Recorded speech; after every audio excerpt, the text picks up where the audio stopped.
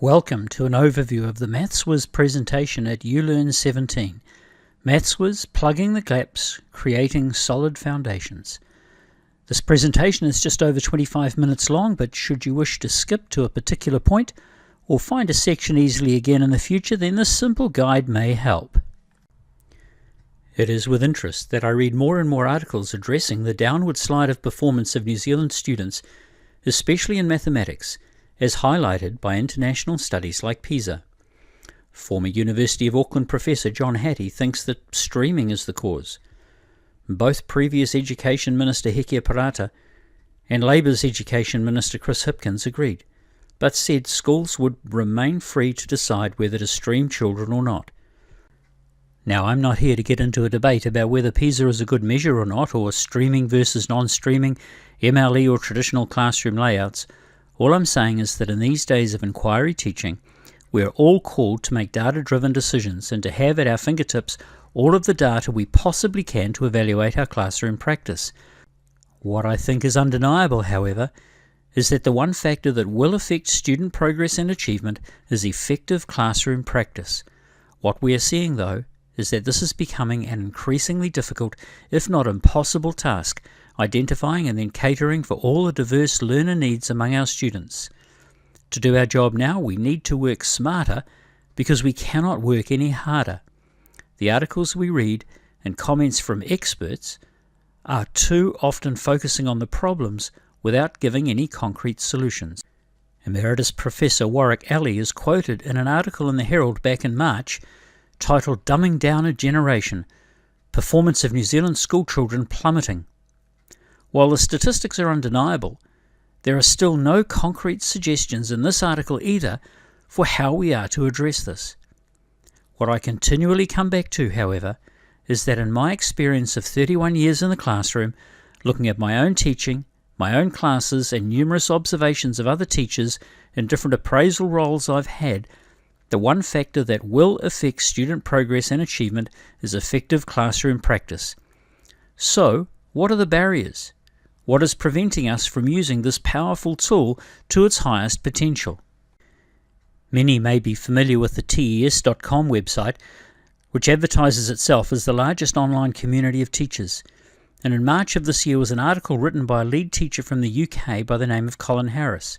He quotes from an international study showing that school leaders are working on average 60-hour weeks and that teachers are being driven from the profession. In the article he states, to retain our best teachers, we need to stop killing them with planning, marking and meetings. Colin goes on to say there is a need to radically review the planning and assessment policies in schools. Planning and assessment needs to be radically reduced. How can a plan take longer to produce than the actual lesson? Secondly, assessment. Assessment as a tool has now become a straitjacket. Expensive systems have been brought in under which it takes hours to input all of the data. And for what? Are we better for it? Do we know more? After all, as soon as the data is inputted, it's out of date. There is a place for it, but not when it takes so long to produce. Finally, marking. Marking should never be for the benefit of the senior staff or parents. It's to move children's work forward. And so the best marking is carried out alongside the pupil, talking and discussing with them. Taking books home nightly for a 3-hour chore is not the way forward, and parents need to be shown this by the school. So, how can we work smarter? Firstly, I'd like to take a brief look at the work of Carol Twigg. Carol, in a great TED Talks address, talks about the power of yet. In this, she discusses the difference between fixed mindset and growth mindset students. A fixed mindset, students who are in the now, tend to focus on results, on ability, and on what learners can do in the now. These students will typically run from difficulty, are more likely to cheat on a test, and will look for others who did worse than they did. Students with a growth mindset, who are yet or in the not yet, focus on progress. They focus on effort, on gaps in learning, where these are seen as learning objectives not yet met. Their focus is on learning as a continuum. This graph shows the difference between students who were taught the growth mindset versus those who were not. And Carol says to encourage a growth mindset, we need to praise widely, praise the process, their effort, their strategies, their focus, their perseverance, and their improvement. This produces learners who are hardy and resilient. In another study of hundreds of students, mostly adolescents, Dweck and her colleagues gave each 10 fairly challenging problems, then praised the student for his or her performance. Most had done pretty well, but they offered two types of praise. Some students were told, "Wow, you got so many right, that's a really good score. You must be smart at this." While others, "Wow, you got so many right, that's a really good score. You must have worked really hard." In other words, some were praised for their ability and others for their effort. The findings at this point are unsurprising yet jarring. The ability-praised students pushed right into the fixed mindset, and they showed all the signs of it too. When given a choice, they rejected a challenging new task that they could learn from. They didn't want to do anything that could expose their flaws and call into question their talent. In contrast, when students were offered praise for effort, 90% of them wanted the challenging new task that they could learn from. Perhaps most importantly, the two mindsets also impacted the students' level of enjoyment. Everyone enjoyed the first round of easier questions, which most students got right, but as soon as the questions got more challenging, the ability-praised students no longer had any fun, while the effort-praised ones not only still enjoyed the problems, but even said the more challenging, the more fun. The latter also had significant improvements in their performance as the problems got harder, while the former kept getting worse and worse, as if discouraged by their own success or failure mindset. So, a fixed versus growth mindset, there's one solution to the problem of falling student numeracy achievement levels. I'd like to come back to this shortly. Secondly, when it comes to effective teaching practice, what other barriers are there? Well, one is time to do our job. So how do we use our time now? Taking away administrative tasks, let's look at what happens in and around the classroom. Now, this is a mock-up, totally unscientific, but based on my experience in the classroom, just to illustrate a point. We are faced with many tasks during the day, but what if we could take some of the assessment time that's used to generate the data and reinvest that into student learning? What if we could take some of the marking and data generation time and reinvest that into our teaching and planning? What we end up with is increased time for student learning and increased time for teaching and planning. Surely this must have an impact on student achievement. So where does this extra time come from? Or how is it generated? Simply by working smarter, by embracing technology from the point of view of what it can do to enhance and accelerate student learning. So how do we work smarter with technology? Well, for the rest of this session, I'd like to introduce you to the next generation of interactive intelligent technology tools to support and enhance effective classroom practice, MathsWiz. I'll start by quoting Dr. Junaid Mubin, Director of Education at Wiz Education. Dr. Mubin says, personalised learning is widely heralded as education's liberation from the tired convention of one size fits all. Traditional models of schooling cannot cope with the growing demands of students and teachers. The spread of knowledge and skills among learners, along with rising class sizes and relentless workload, make it almost impossible for teachers to devote the individual attention every student requires. He continues, virtual tutoring is the great enabler of personalised learning. For the first time in history, we have the tools to extend the benefits of one-to-one tutoring to all learners. A virtual tutor is a fully automated instructor that uses artificial intelligence to simulate the behavior of a human tutor.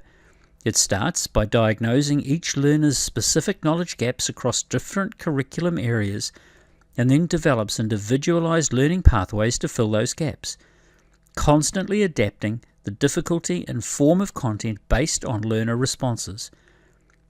The learning gains are impressive. The MathsWiz virtual tutor, developed by Wiz Education, has been shown to advance students' mathematical knowledge by 18 months in their first year with just an hour of use each week. It can make for nervy reading if you're a teacher, but rest assured, the role of human educators is more vital than ever. Virtual tutors are limited in two key areas. First, they are governed by data-driven measurements that capture only a sliver of students' thinking. Virtual tutors may impart core knowledge with frightening accuracy, but they do not broach deeper aspects of cognition like problem-solving or reasoning, the very skills that are gaining currency as artificial intelligence sinks its claws into wider streams of blue-collar work. Even more importantly, virtual tutors cannot provide the social or emotional connection that underpins the richest learning experiences. No machine learning algorithm can replicate the human dimension of teaching, the part that makes personalized learning personal. Unfiltered acceptance of technology will result in the same narrow and impersonal learning experiences that arise from one-size-fits-all instruction. The key question then is how teachers can marshal virtual tutors to deepen their interactions with students. Too much of teachers' time is wasted on mundane tasks that distract from their face-to-face interaction with students. Virtual tutors and the real-time learning analytics they supply automate menial components of teaching, such as knowledge transmission and grading of structured tasks. Teachers can instead focus on planning and deliver richer classroom experiences aimed with data-driven insights. The real power of virtual tutoring is in augmenting the teacher's role by allowing them to devote more time to each learner. Dr. Mubin concludes, data can only capture so much. Education is already in the grip of high-stakes measurement, as students, teachers, and entire education systems are increasingly judged solely in terms of blunt performance outcomes. Artificial intelligence has the potential to disrupt the assessment paradigm. Instead of relying on snapshot test scores, educators can track students' progress as it unfolds, thereby lowering the stakes by using assessment data as a proactive feedback tool rather than as an accountability mechanism. Data can only ever represent a partial measure of students' learning. Artificial intelligence must not be allowed to substitute for the human judgment of teachers. MathsWiz, an engaging online numeracy program that accelerates student achievement. Firstly, does it work and how does it work? The MathsWiz online virtual tutor guides each student through a comprehensive maths curriculum, starting with an initial diagnostic assessment and then delivering lessons according to their individual needs. The MathsWiz tutor is based on automated lesson delivery that adapts to each child's individual needs and pace of learning. Lessons are chosen at the appropriate level of difficulty based on the child's past performance. MathsWiz champions mastery learning, and the tutor will not allow students to progress to the next learning objective within a topic until they have passed both the exercise and the test. The MathsWiz Maths Age fosters a growth mindset. The Maths Age metric of overall ability reinforces a growth mindset in students and teachers as it gives a tangible measure of progress over time and shows that maths ability is dynamic and grows with sustained effort and practice. With an effective initial benchmark, the initial Maths Age, we have a baseline from which we can measure progress. This is an inclusive model where all learners are equal. Ability is not the focus, progress is. An international study was completed based on over 12,000 students. The statistics that follow are based on the arithmetic mean of the students within each usage bracket. The data shows that students who use MathsWiz for between 30 and 45 minutes per week over the course of their first year improved their maths age by around 1.2 years, slightly more than the expected amount over a whole year. Students with usage between 45 and 60 minutes per week enjoyed accelerated progress, increasing their maths age by around 1.6 years over the course of their first year, and the learning gains continue to increase with higher usage levels, with students in excess of 60 minutes per week MathsWiz usage showing gains upwards of 1.95 years in their first year of study. Case studies in New Zealand are showing accelerated learning when MathsWiz usage is mapped against student achievement in our standardised assessments. The green bars in this graph are not the high-achieving maths students, they're students who are using MathsWiz for 60 minutes or more per week, and they are showing accelerated progress through the gloss stages across all curriculum areas. Here we looked at PAT scale score improvement, Again, the MathsWhiz users who were using the program for 60 minutes or more a week showed an overall increase in PAT scale score in excess of other learners in their cohort. Students are given an initial diagnostic assessment which identifies their areas of strength and weakness. From this, the MathsWhiz program sets individualized learning plans for each student, targeting their areas of weakness. Teaching is then given in each topic at the individual student's level, followed by exercises that allow them to practice and reinforce what they have learned. After this, a mini-assessment is given, and if mastery is gained, the student is moved on to the next, higher achievement objective.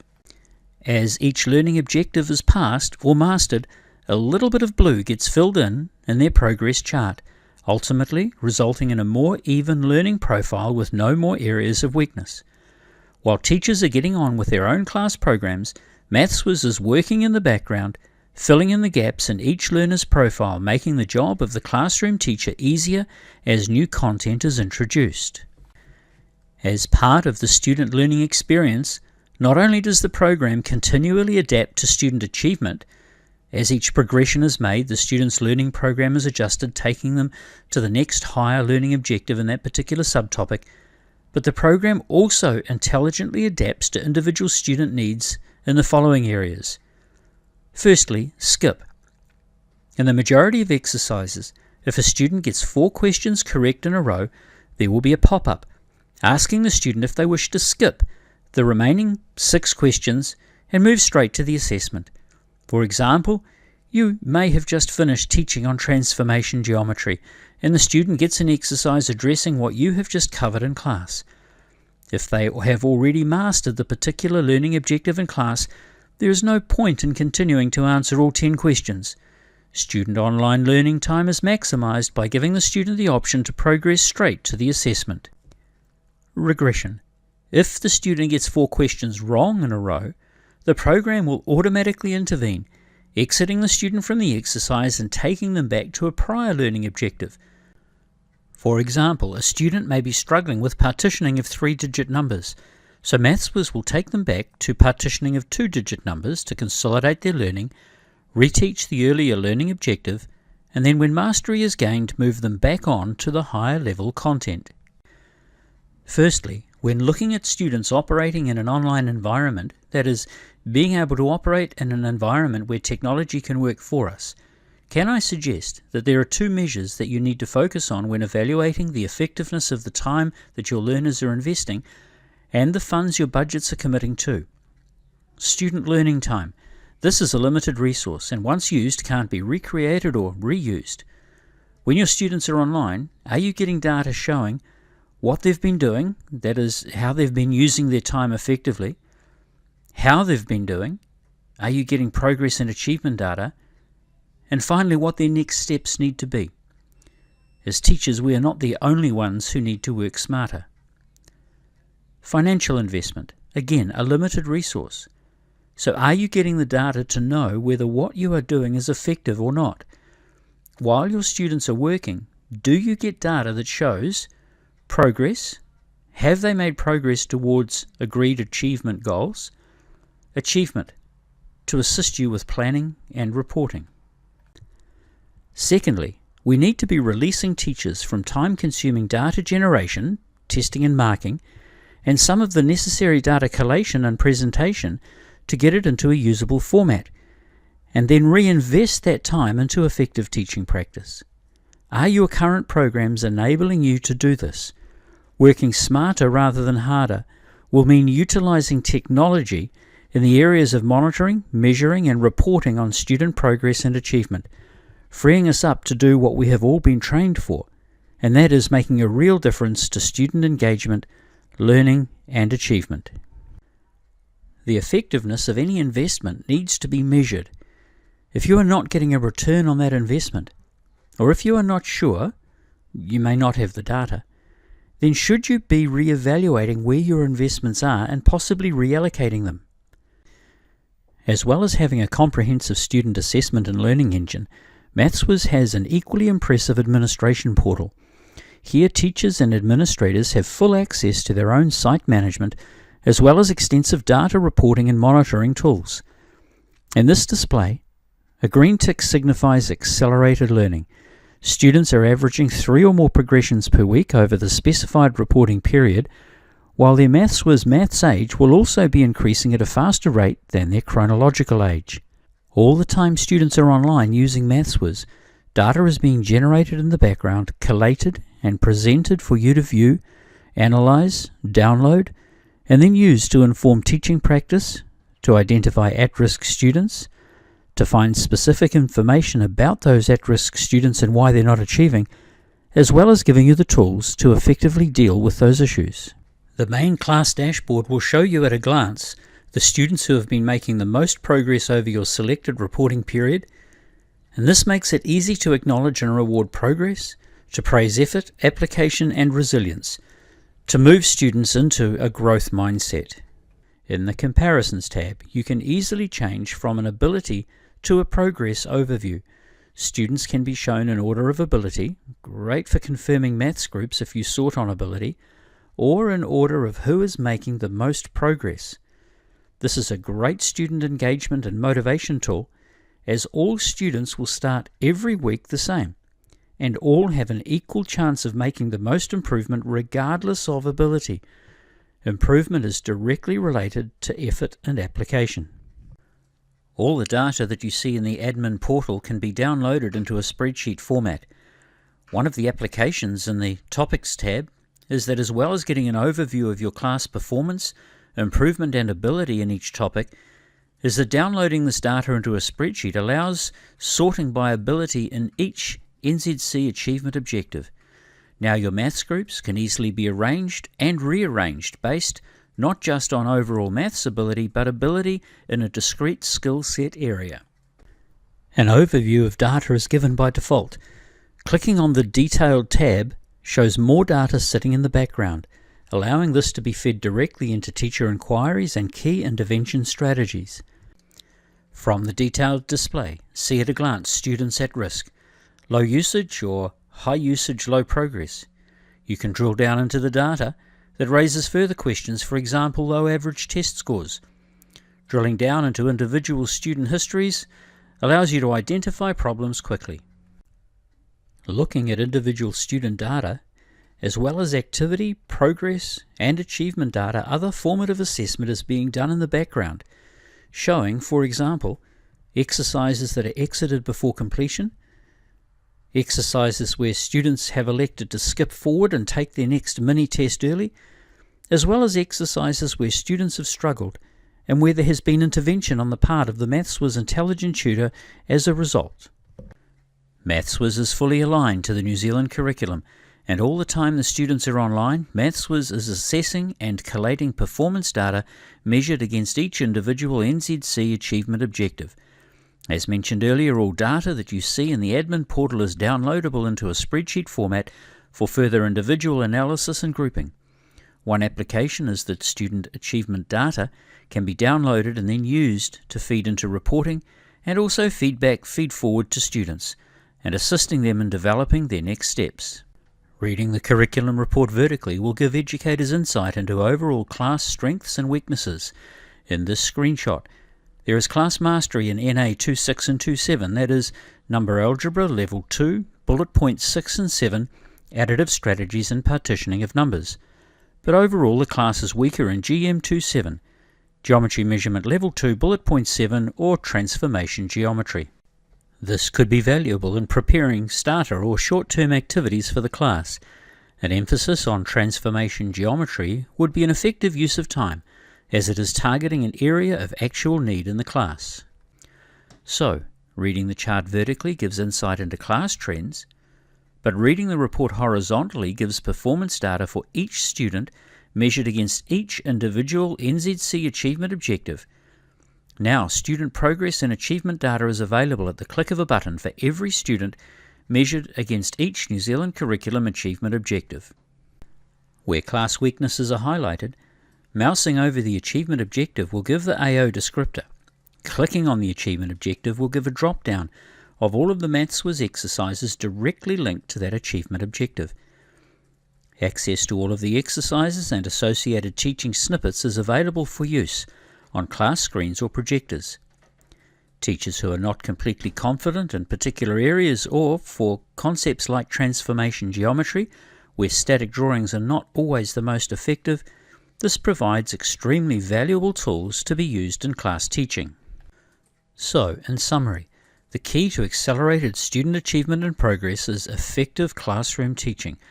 Removal of barriers to release teachers into doing their job is becoming increasingly important as more and more seems to be added to job expectations. We can't work any harder, so the solution is to use intelligent technology to work alongside us as a virtual teaching assistant, giving us time to do what we're good at, assisting and facilitating the lifelong learning processes that we are embedding in our learners. Here supporting teachers, the team at ULearn Interactive MathsWiz.